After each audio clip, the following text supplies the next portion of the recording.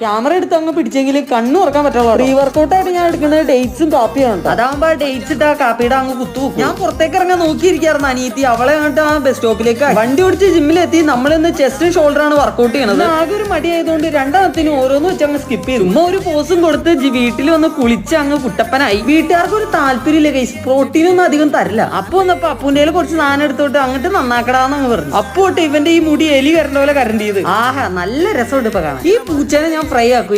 എപ്പോഴും നോക്കിയാലേ കരാന്ന് കരച്ചോണ്ട്. ഇന്ന് ഞാനൊരു കിഡിലും സാധനം ഉണ്ടോ അവിടെ ചിക്കൻ വെച്ചിട്ട്. അപ്പൊ ഗൈസ് അതിന്റെ വീഡിയോ ഉടനെ വരുന്നതായിരിക്കും. എല്ലാവർക്കും നല്ല രീതിയിൽ ഇഷ്ടപ്പെട്ടു. ഇവനാണ് അപ്പൂനെ വഴി കിട്ടിയത്. അത് കഴിഞ്ഞിട്ട് ഒരു പണിയില്ലാന്ന് പറഞ്ഞു. ഒരു പണിയില്ല, ചുമ്മാ ചൊറിയും കുത്തിയിരിക്കും. നേരെ ഇപ്പൊ കുറച്ച് ചിക്കൻ ഉണ്ടായിരുന്നു. ആ ചിക്കൻ കറി അങ്ങ് ഉണ്ടാക്കിട്ടോ. മുഖത്ത് നിറച്ചും കുരുവിന്റെ പാടാണ്. അതുകൊണ്ട് അലോവേരയും മഞ്ഞളും കൂടി അരച്ച് വെച്ച് കഴിഞ്ഞപ്പോഴത്തേക്ക് നമ്മുടെ ചോറൊക്കെ അങ്ങോട്ട് റെഡി ആയിട്ട് നല്ല ടേസ്റ്റ് ആയിരുന്നു. പക്ഷെ എരിഞ്ഞു പുകഞ്ഞു. കുറച്ച് മുളക് കിട്ടുള്ളൂ, പക്ഷെ അന്യ എരിവായിരുന്നു. അപ്പൊ ഗൈസ് ഇന്നത്തെ വീഡിയോ ഇത്രയുള്ളൂ. ടാറ്റ.